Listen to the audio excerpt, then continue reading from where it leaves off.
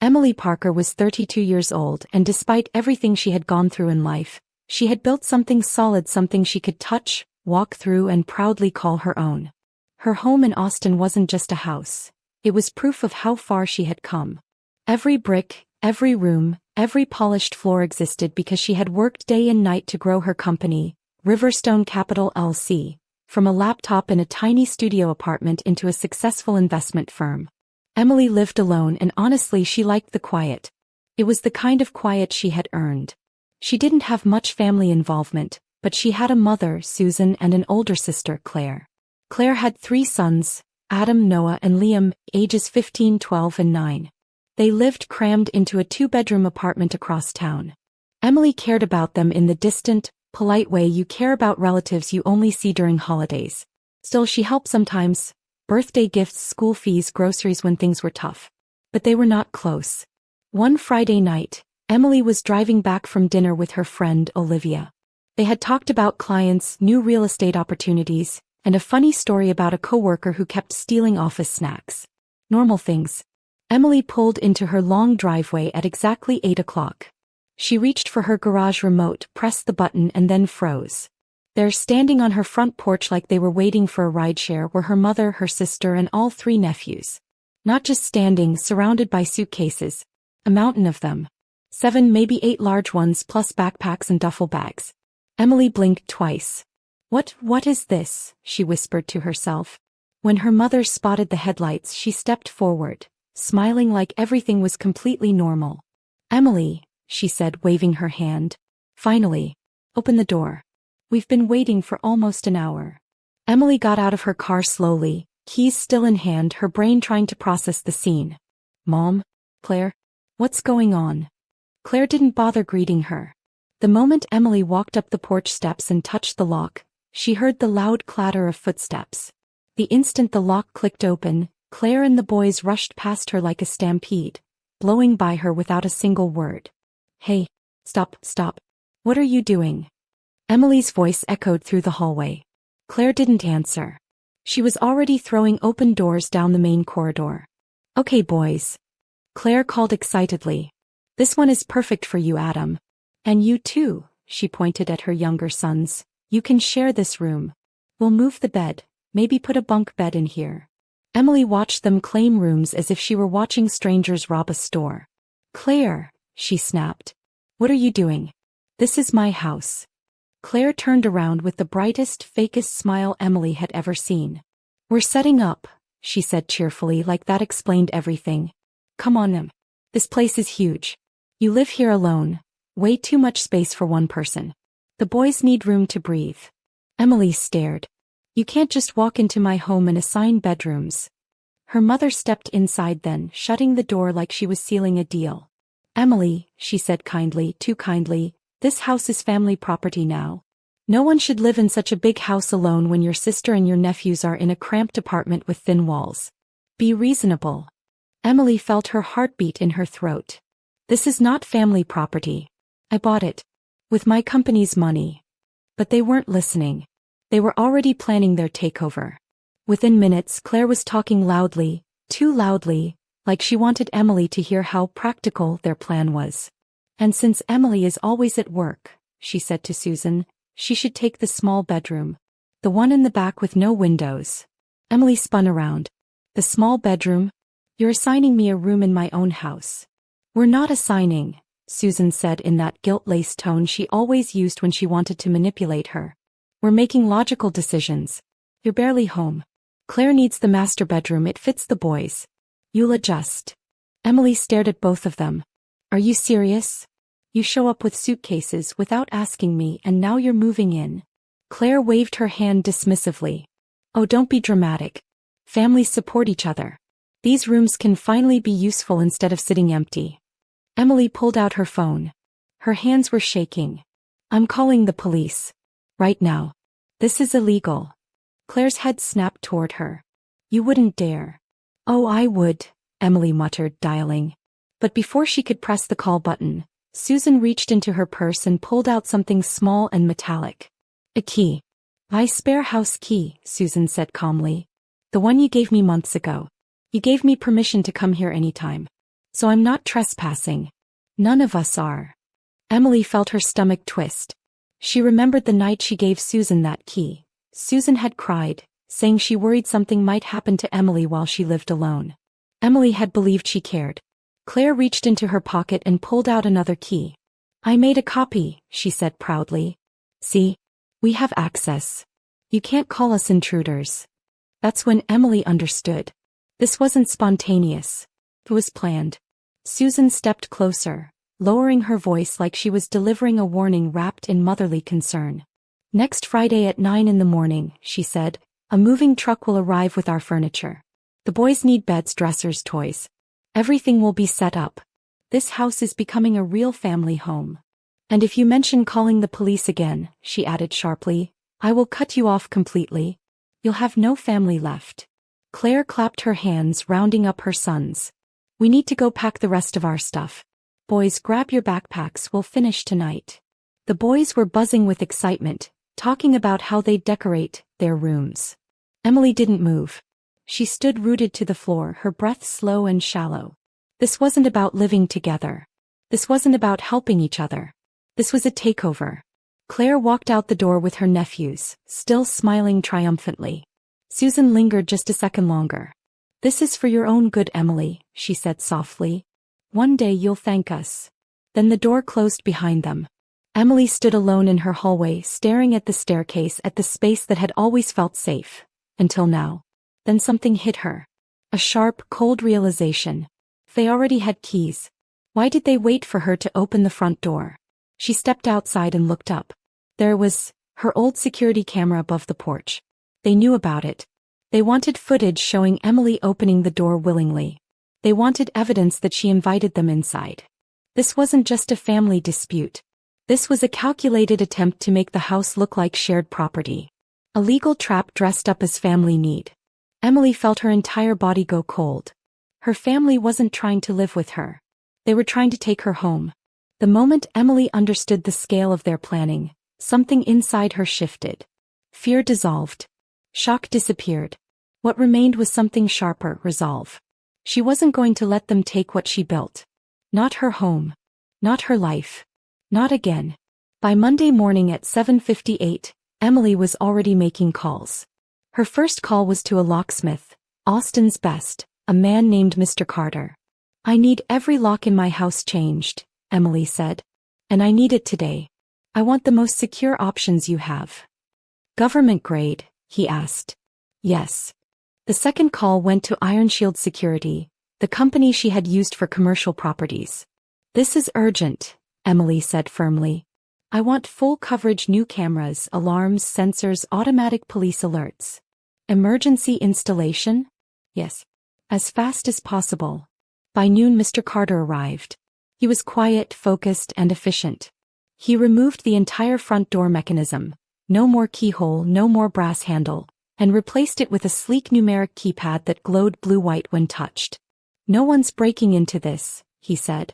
Not with a code. He spent hours replacing every window lock and every back door mechanism. These are top tier, he explained. Same type they use for restricted government facilities. At 2 o'clock Iron Shield Security rolled in. For technicians, toolkits strapped across their chests like they were military personnel. They installed 8 new cameras around the house, inside and outside, recording both sound and video, all feeding into secure cloud storage only Emily could access. They added motion-sensing alarms on every entry point. Anyone tries to open a door without the code, the lead tech said, the siren goes off and the police get called automatically. By Wednesday, Emily's home was no longer a house. It was a fortress. And she was ready for Friday. Ready for the moving truck. Ready for war. By Wednesday morning, Emily knew she had fortified her home physically, but she also needed legal armor. So she drove downtown to meet her lawyer, Mr. Daniels, a calm, sharp man in his late 50s who had represented her since Riverstone Capital was just an idea scribbled in a notebook. She sat across from him in his office, hands clenched together as she told him every detail. Her family's arrival, the suitcases, the keys, the threats, the moving truck scheduled for Friday. Daniels listened without interrupting, his brow furrowing deeper with each sentence. This isn't a misunderstanding, he said finally. This is a coordinated attempt to take control of your property through coercion and emotional manipulation. Emily exhaled. I was afraid you'd say that. He leaned forward. Emily, they used your kindness to set up a legal trap. They wanted footage of you opening the door. They wanted to argue you invited them in. They wanted to use the spare key as proof of ongoing permission. It's calculated. And dangerous. Can they actually win? She whispered. Not if you act quickly. First, record every conversation from this point forward. Second, we need to prepare all ownership documents. Property records, corporate registration for Riverstone Capital, proof of purchase, proof of funding. All officially notarized. We'll create a packet to hand to the police immediately if your family tries to force entry again. Emily nodded, feeling her spine straighten with determination. And on Friday, Daniels continued, when they arrive, which they will, you call the police immediately. Not after an argument. Not after they yell or beg. Immediately. That's going to get ugly. It will. But you are within your rights. And I will be on standby. Emily swallowed hard but nodded. Hey, I'll be ready. For the first time since Friday, Emily felt something that surprised her. Hope. By Thursday afternoon, Daniel's assistant called to say the documents were ready. Emily drove straight to the office, signed everything, checked every stamp, every seal. The folder felt heavy in her hands, not because of the paper but because it represented protection. Evidence. Control. That evening, Emily made one more strategic call to the president of her neighborhood homeowners association, a retired police officer named Mr. Grant. He answered on the second ring. Emily, everything okay? Not exactly, she said. I need to report potential trespassers. My mother and my sister. They plan to arrive Friday morning with a moving truck to force themselves into my house. Grant didn't sound surprised. We've had drama like this before in the neighborhood. Give me their names and descriptions. She told him. He sighed. All right. I'll mark them as unwanted visitors. If they show up, I'll come document the situation personally. Thank you, Emily said quietly. After hanging up, she walked through her home, checking every window, every lock, every camera feed. Her house didn't look warm or soft anymore, but it looked secure. Safe. She had built this life by herself and she would defend it the same way. That night, Emily barely slept. She lay awake imagining every scenario: her mother crying on the lawn, Claire yelling at the movers, the boys looking confused, the police arriving. She imagined herself opening the door with the folder in her hand, calm and steady. By morning she had one thought repeating like a drumbeat. I'm not losing my home. Friday came too quickly. At 8:45 a.m., Emily stood in her living room with her tablet propped on the coffee table, watching live footage from her security cameras. She waited. Her pulse raced, but her breathing was slow and controlled. At 8:52, a large U-Haul truck turned onto her street. Emily's jaw tightened. Showtime. The moving truck rumbled to a stop in front of her house, its engine still running. Claire's car pulled up behind it, her headlights flashing as if announcing victory. Emily watched everything from her wall monitor. Every step, every facial expression. Claire got out first, wearing sunglasses despite the cloudy weather, her smile confident and smug. Susan stepped out next, her posture stiff, chin lifted proudly. The movers hopped down from the truck, stretching their arms, waiting for instructions. Emily didn't move from her seat. Claire marched up the steps and grabbed the front door handle only to freeze. Her smile vanished instantly. What is this? Claire whispered, staring at the seamless panel where the old keyhole used to be. Susan climbed the steps behind her. Use your key. There's no keyhole. Claire snapped, panic creeping into her voice. Emily watched them bang on the metal panel, shouting her name, insisting she open the door right now. She didn't respond. She didn't flinch. Every sound was captured clearly by her microphones. Then a third vehicle pulled up, a silver SUV. Mr. Grant stepped out, clipboard in hand, expression calm and professional. Good morning, he said, approaching the porch. Is there a problem here? Yes. Susan exploded. My daughter locked us out of our own home. We have keys. She's refusing to let us in. Grant checked his tablet. According to records filed with the Homeowners Association, you and your daughter Claire are marked as unwanted individuals with no right to enter this property. Unwanted. Claire repeated in disbelief. This is my sister's home. Grant shrugged. And she has the legal right to deny you access. Susan's face turned crimson. This is ridiculous. We're family. Grant didn't blink. And family doesn't grant you ownership. Emily exhaled slowly. The stage was set. Just then Susan pulled out her phone dramatically as if performing for an invisible audience and dialed 911. Hello. I need the police, she wailed. My daughter threw us out. She stole our house. My grandchildren have nowhere to go. Emily almost laughed at how theatrical it sounded on the camera feed. She watched Claire clutch her chest like she was in a soap opera. The movers exchanged uncomfortable glances. Within minutes, a police cruiser rolled onto the street and parked near the curb. 2 officers stepped out, one male, one female. The female officer looked experienced, steady, the type who had seen every kind of family drama imaginable. Susan rushed toward them, dropping to her knees on the lawn. Officers, thank God. My daughter changed the locks. She's keeping us out. We're her family. Claire joined in, tears streaming down her cheeks on command. We have nowhere else to go. Please help us.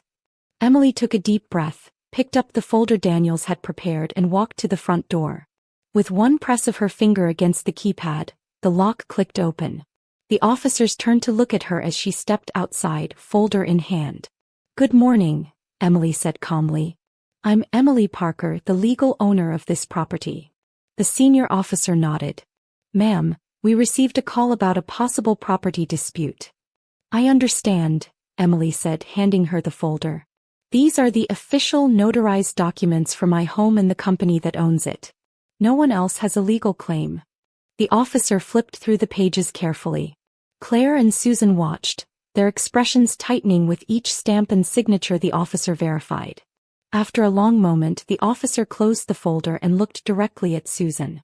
Ma'am, you have no rights to this property. Susan's mouth fell open. Claire's eyes widened. Emily didn't smile, but she wanted to. The officer's voice was firm, steady, and left no room for argument. Attempting to enter a residence without the owner's consent, she said, is considered criminal trespassing under Texas law, even if you are related. But I'm her mother. Susan cried, her voice breaking into an angry sob. That does not give you legal ownership. The officer crossed her arms. You were warned by both the Homeowners Association and your daughter. You ignored those warnings. Claire stepped forward, pointing a trembling finger at Emily. She gave us keys. She gave us permission months ago. Emily didn't raise her voice. I revoked that permission. I changed the locks. That makes your key irrelevant. The officer nodded. She's correct. Susan's tears evaporated in an instant. Her face twisted with hatred. You ungrateful child, she hissed. Everything I ever did for you. This conversation is over, the officer cut in. You need to gather your belongings and leave. If you refuse, you will be arrested for trespassing and harassment. Claire stared at Emily like she couldn't believe this was happening. You'll regret this, she whispered. Mom is right. You'll die alone. Emily took a step back, keeping her expression calm. I'd rather be alone than exploited. The movers, sensing trouble, quickly climbed into the truck. They didn't want any part of this. Claire hurried to collect the bags from the porch. Susan stormed toward her car, slamming the door with so much force the window rattled. Within minutes, the U-Haul pulled away. Claire's car followed, speeding down the street. The officers stayed only long enough to take notes and hand Emily a business card. If they come back, the female officer said, call us immediately. Emily nodded. I will. When the officers left, she stepped back inside her house, closed the door, and let out a long breath she didn't realize she'd been holding. The house was quiet again. Safe again. Hers again. 3 days later, Emily found herself sitting in Mr. Daniels' office again, the same thick folder open between them. But this time there was no fear in her chest, just certainty. We're filing for a restraining order, Daniels said, tapping the paperwork. Their attempt to move in without consent, their threats, their harassment, their performance to the police. The judge won't hesitate. Emily nodded. Do it. He slid the final signature page toward her. Once this is approved, they cannot come within 500 feet of you or your home. Emily signed her name in one clean stroke. Relief washed through her like warm water. The order was approved 3 days later. And that's when her phone exploded. Voicemails from her mother. Emily. I raised you. You owe me everything. How dare you treat me like this? You'll die alone. Voicemails from Claire. You humiliated us. You ruined everything. You should pay the $3,500 moving truck cancellation fee. You caused this. Texts came in long paragraphs filled with guilt, threats, and dramatic accusations. Emily didn't respond to a single one. She simply forwarded everything to Daniels to be added to the record. Then she deleted their numbers. That night she sat in her living room, watching the glow of the security cameras on her wall monitor. Her house was silent, peaceful, exactly as she wanted it. For the first time in years she realized something powerful. She wasn't alone. She was independent. And she liked it. A week later, Emily's friend Olivia came over for dinner. Salmon in the oven, wine glasses on the counter, and soft jazz playing through the speakers. It felt normal. Safe. Like life had resumed without any cracks. But Olivia's first question wasn't about work or relationships. It was the one Emily knew was coming. Have you heard from them? Olivia asked gently. No, Emily said, pouring wine into 2 glasses. The restraining order keeps them away. But have they tried? Emily sighed. Daniels told me Claire tried sending a letter through a cousin. I told the cousin to throw it away. I don't need to hear excuses. Olivia took a sip of wine. You know people are talking, right? Your mom's telling everyone you stole her retirement plan. Emily snorted. She never had a retirement plan.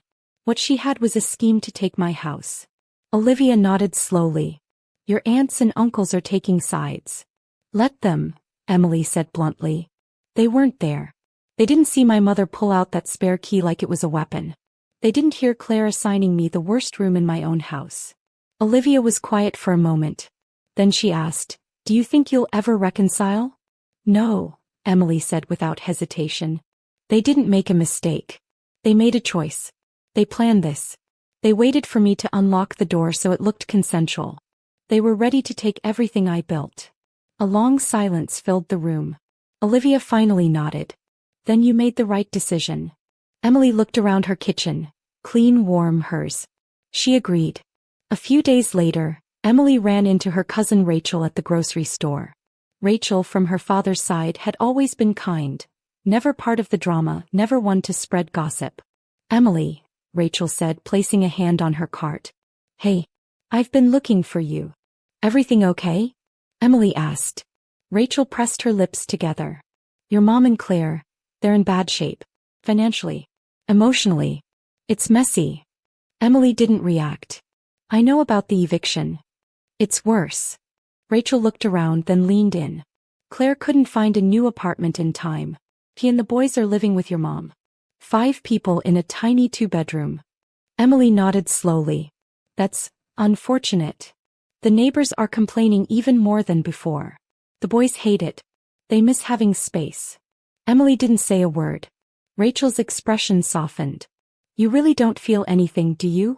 Emily hesitated for half a second, then shook her head. They tried to steal my house, Rachel. They had a moving truck scheduled. If I hadn't changed the locks, they'd be living there right now, treating me like the extra person in my own home. Rachel sighed. I get it. Honestly, most of the family gets it. People know what happened. They're not siding with them. Emily raised her brows slightly. Good. Rachel gave her hand a gentle squeeze. Just wanted you to know the truth. You aren't the villain in this story. Emily smiled faintly. I never thought I was. As Rachel walked away, Emily realized something important. For the first time in her life, someone in her family truly understood her. And it felt good. That night, Emily sat in her office staring at the large window overlooking her backyard. A part of her wondered if she should feel guilty, if family loyalty meant she owed them something. Maybe, deep down, she should feel bad for their situation. But then she remembered the look on Susan's face outside the house. The hatred. The entitlement. The way she said, "You'll die alone," like it was a curse. She remembered Claire demanding money for the movers. She remembered the boys laughing and choosing rooms like they already lived there. No guilt came. Only clarity. They had never seen her as family, only as someone to use. Emily stood up, walked through the house and touched the wall with a soft exhale. This home wasn't just four walls. It was her evidence of survival. Her sanctuary. Her triumph. She remembered being 24, working 3 jobs to keep Riverstone Capital alive. Her mother never visited. Claire never asked how she was coping. But now that she was successful, they wanted the reward without the work. Emily sat on her bed later that night, scrolling through security footage on her phone. Not because she expected someone to show up, but because it reminded her of the moment she finally took back control. She thought about the future. About new deals, new investments. About travel. About maybe just maybe building a life without the bitterness and demands of her family hovering over her. For the first time in a long time she felt free. And freedom, she realized, felt better than any version of family she had ever known. 2 months passed peacefully. Emily buried herself in work. Client meetings, late-night negotiations, new properties added to her portfolio. Riverstone Capital was thriving. Deals were closing. Investors were pouring in. Her team was growing. Every morning she brewed her coffee, stood in the sunlight beaming through her kitchen windows, and felt grateful she didn't have people barging into her life uninvited. One afternoon, Daniels called with an update. The restraining order expires in 6 months. We'll need to decide whether to renew it. Renew it, Emily said immediately. Daniels paused. You're sure? It's been almost a year. Some people try to reconcile. I don't want reconciliation, Emily said firmly. They didn't drift away, they attacked. They planned this. They tried to corner me emotionally and legally. I'm not giving them another chance. Understood, Daniels said. I'll file the paperwork. After the call, Emily stood in her living room in complete silence. Her silence. Her home. Her life. He thought about the boys, Adam, Noah, and Liam. They were innocent in a way. But they weren't her responsibility. Their mother made choices. Their grandmother encouraged those choices. Emily wasn't obligated to fix any of it. She made herself dinner that night, pasta tossed with roasted vegetables, and ate on her patio while the sun sank behind the trees. The air was warm, the sky soft orange, the breeze light. She breathed freely. There was no chaos. No manipulation. No guilt. Just peace. And she intended to keep it. By the time the next month rolled around, Emily found herself slowly rebuilding parts of her life she didn't even realize needed healing. She joined a women's investment network, met new entrepreneurs, took yoga classes, and even started training for a charity 10K run.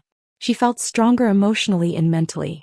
One morning while getting coffee, she bumped into a colleague named Daniel Lee from a partner firm. He smiled warmly. Haven't seen you around socially, he said. How's life? Quiet, Emily said. Which is perfect. They ended up talking for nearly an hour, laughing about work stories and sharing business ideas. Emily realized, with mild surprise, that she was enjoying the conversation. She wasn't thinking about crisis or drama, just being present. Later that weekend, Olivia invited her to a brunch with mutual friends. Emily hesitated, then agreed. She laughed through the entire brunch, telling work stories and listening to others share their own family chaos, though none as wild as hers. At one point, Olivia leaned close and whispered, "You look happier, you know." Emily blinked. "Do I?" "Like someone who stopped carrying a mountain on her back," Olivia said. "It suits you." Emily looked down at her mimosa and smiled softly. Maybe letting go had saved more than her house. Maybe it had saved her peace of mind. That night, Emily lit a candle, sat on her couch wrapped in a blanket, and allowed herself to feel grateful. Not for what she lost, but for what she protected. Because sometimes protection was more powerful than forgiveness. And she was finally, genuinely okay. Another month later, Emily received a call from Rachel again. "Emily," Rachel said with a sigh. "Things are getting worse for them." Emily leaned back in her office chair. "What now?" "Your mom is fighting with Claire almost every day," Rachel said. "The landlord issued a warning because of noise complaints. Claire tried to reapply for housing, but she burned too many bridges. And your mother? Well, she's blaming you for everything." Emily gave a dry laugh. "Of course she is. I'm not telling you this to guilt you," Rachel said quickly. "I'm telling you so you know the truth. People in the family aren't buying their story anymore." "Good," Emily said with a calmness that surprised even her. I don't need their approval. I just don't want lies spreading. Rachel hesitated. Do you want to help them? Emily's answer came immediately. No. Rachel was quiet. Emily continued, her voice steady. Claire isn't homeless by accident. She planned to steal a house instead of renewing her lease. Mom encouraged it. They didn't fail by bad luck. They failed because they tried to take what wasn't theirs. I understand, Rachel said softly. Besides, Emily added, I spent years trying to be the daughter they wanted. Never mattered. I was useful when they needed something, invisible when they didn't. Rachel let out a long breath. I can't argue with that. After they hung up, Emily stared out her office window, feeling a strange mixture of closure and clarity. Her mother and sister were unraveling under the weight of their own actions. She wasn't cheering about it, but she wasn't mourning it either. She was simply free. As the year went on, Emily began traveling more, first to New York for a conference, then to Denver for a major real estate summit. She even took a weekend trip to Santa Fe by herself, exploring art galleries and quiet cafes. The world felt bigger now that she wasn't constantly bracing for family chaos. On one flight back to Austin, she found herself sitting next to a woman in her 40s who struck up a conversation. Traveling for work or pleasure? The woman asked. Both, actually, Emily said with a small smile. The woman laughed. I have 2 adult daughters. One is independent like you. The other, well, let's just say she thinks I owe her the world. Emily raised an eyebrow. I know that feeling. Families can be complicated, the woman said. That's an understatement, Emily replied. They talked the whole flight, and the woman said something Emily would never forget. Sometimes protecting your peace is the only way to protect your future. The sentence lingered in Emily's mind long after she landed. That evening, Emily sat on her porch watching the sunset. She thought about her old life, constantly trying to please a mother who only showed affection when she wanted something. Constantly giving Claire second, third, 10th chances. Letting them go wasn't cruelty. It was survival. She closed her eyes and inhaled the warm Texas air. For the first time, she felt free from the guilt of choosing herself. 3 more months passed. Emily had expanded her company, hired 3 new analysts, and opened an office in Dallas. She felt proud, truly proud, every time she walked into her building. Then on a quiet Thursday morning, Daniels called again. Emily, I need to inform you that your sister tried to contest the restraining order. Emily blinked.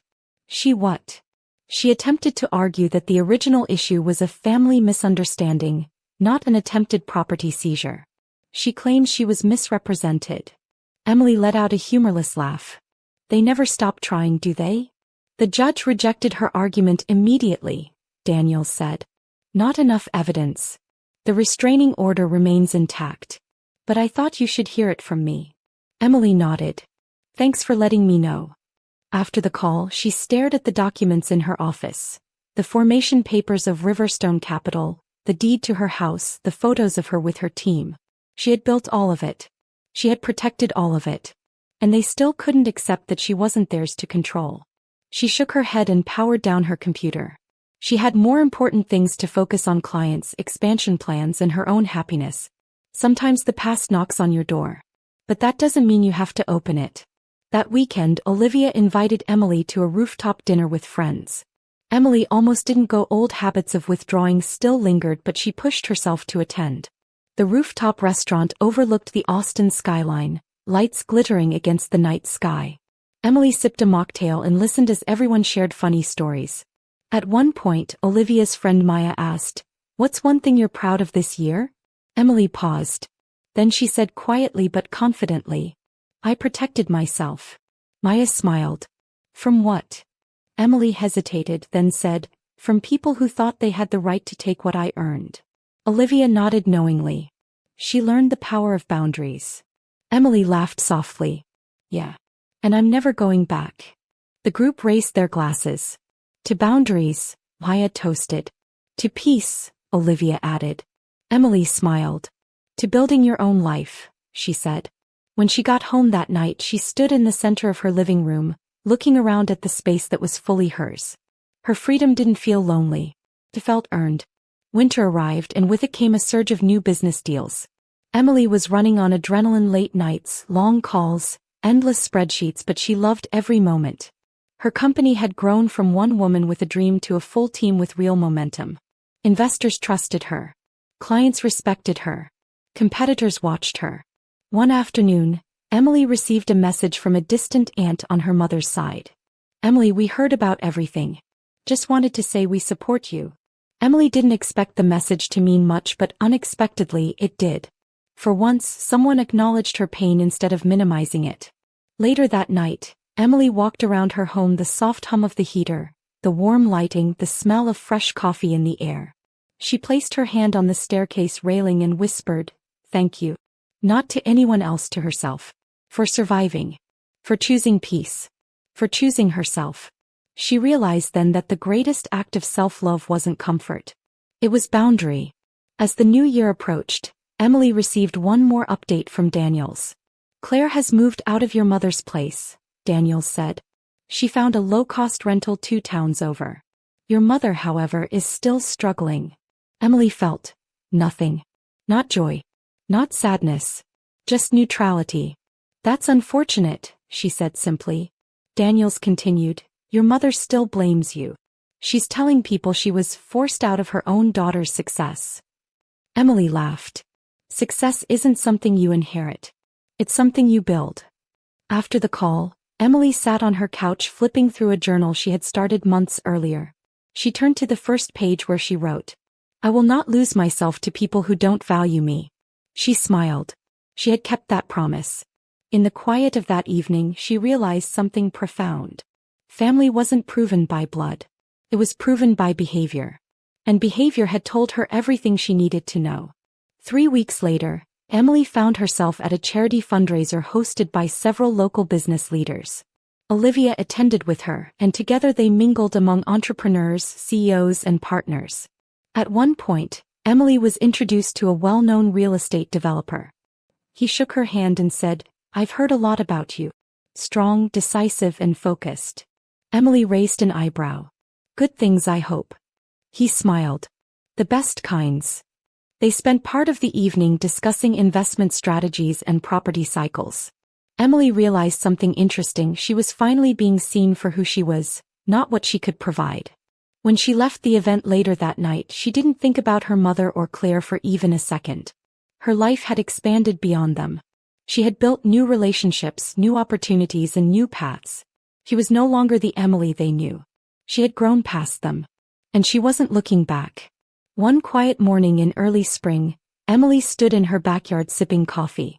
Birds chirped, sunlight warmed her face, and the world felt impossibly calm. She thought about the people she used to call family, how their manipulation once held power over her. But now even the memory felt distant, like a chapter from another person's life. Her phone buzzed with a message from Olivia. "Brunch tomorrow? My treat." Emily smiled and typed back, "Absolutely." She spent the day working on a new investment model, then took a walk through her neighborhood. People waved at her. Real neighbors, real community, not the toxic ties she had left behind. Later, she sat at her dining table reviewing some documents when she paused and looked around. The house no longer reminded her of the invasion attempt. Instead, it reminded her of her strength. The storm had passed. She had survived. And she was thriving. Sometimes the greatest victory wasn't revenge. It was peace. A few months later, Emily drove to a lakeside retreat for a weekend getaway alone. She checked into a small cabin surrounded by trees, sat on the wooden deck, and watched the water ripple gently under the afternoon sun. No noise. No conflict. Just herself. She picked up her journal and wrote, "I didn't lose a family. I removed people who didn't behave like one." She closed the notebook and smiled, deeply, genuinely. Her mother had once screamed she would die alone. But Emily realized something beautiful. Being alone isn't the same as being lonely. Loneliness was living with people who took and never gave. Peace was living with people who respected boundaries, or living alone if needed. Emily watched the sunlight dance across the lake and felt a full, quiet certainty settle in her heart. She didn't regret protecting her home. She didn't regret cutting off her mother and sister. She didn't regret choosing herself. Thanks you for watching, and please remember to tell us where you are watching from.